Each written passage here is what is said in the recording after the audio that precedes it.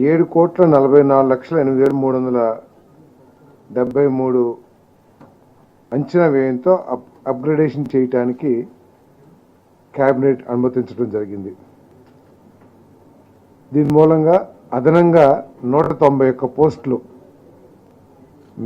Doctors కానివ్వండి, లేదా paramedical staff కానివ్వండి, 191 మందిని మంజూరు చేయడం జరిగిందని చెప్పేసి మనం చేస్తాను. దీంట్లో ఏమిటంటే 7,44,00,000లో 90%, నాకు తెలిసి 90% అనుకుంటాను, కేంద్ర ప్రభుత్వం భరిస్తుంది. కేవలం 10% 10 or 15% రాష్ట్ర ప్రభుత్వం భరిస్తుంది.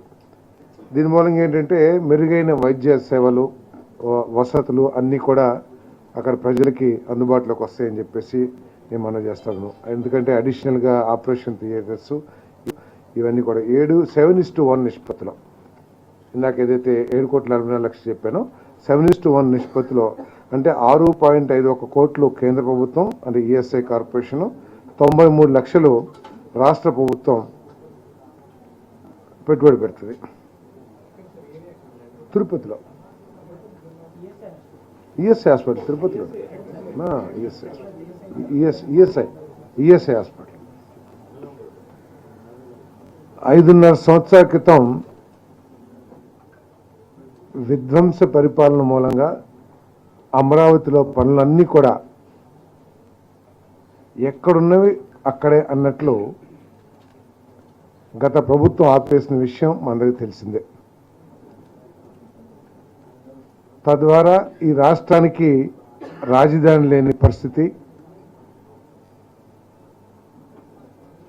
ప్రపంచ స్థాయి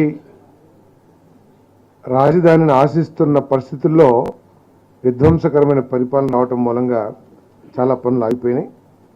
ఆ పనుల్ని ఇప్పుడు పునరుద్ధరించాల్సిన పరిస్థితులు ఏర్పడి, మరి మొన్ననే ఇంతకుముందు జరిగిన క్యాబినెట్ మీటింగ్స్లోనే అమరావతిలో వరల్డ్ బ్యాంకు, హడ్కో, ఇంకా జర్మన్ ఫైనాన్షియల్ అసిస్టెన్స్తో అభివృద్ధి కార్యక్రమాలు చేయాలని చెప్పేసి నిర్ణయం తీసుకుంటాం కూడా మీ అందరికీ తెలిసిందే. మరి దాంట్లో భాగంగా 2,723.02 కోట్ల విలువైన 2 ఇంజనీరింగ్ పనుల్ని టేకప్ చేయడానికి ఈరోజు మంత్రి మండలి ఆమోదం తెలిపిందని చెప్పేసి మనం చేస్తాను. ఈ వర్క్స్ని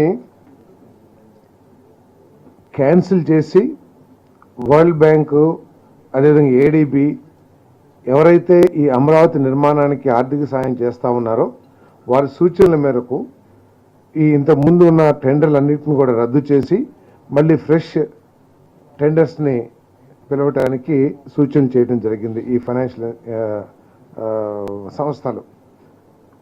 మరి దానికి ఈరోజు మంత్రి మండలి ఆమోదం తెలిపిందని చెప్పేసి మనం చేస్తాను. Andhra Pradesh metropolitan region and urban development authorities 2016కి సవరణలు చేయడానికి రూపొందించిన ముసాయిదా ఆర్డినెన్స్ ఆమోదం కోసం చేసిన ప్రతిపాదనకు మంత్రి మండలి ఆమోదం తెలిపింది.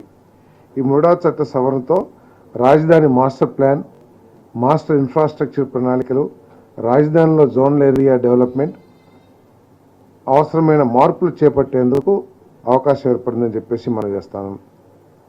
అదేవిధంగా కొత్తగా ఏర్పడిన పిఠాపురం ఏరియా డెవలప్మెంట్ అథారిటీలో పరిపాలన సజావుగా సాగేందుకు మరియు అభివృద్ధి పనులు మరింత వేగంగా జరిగేందుకు 19 పోస్టులు మంజూరుకై చేసిన ప్రతిపాదనను మంత్రి మండలి ఆమోదించడం జరిగిందని చెప్పేసి నేను మనం చేస్తాను.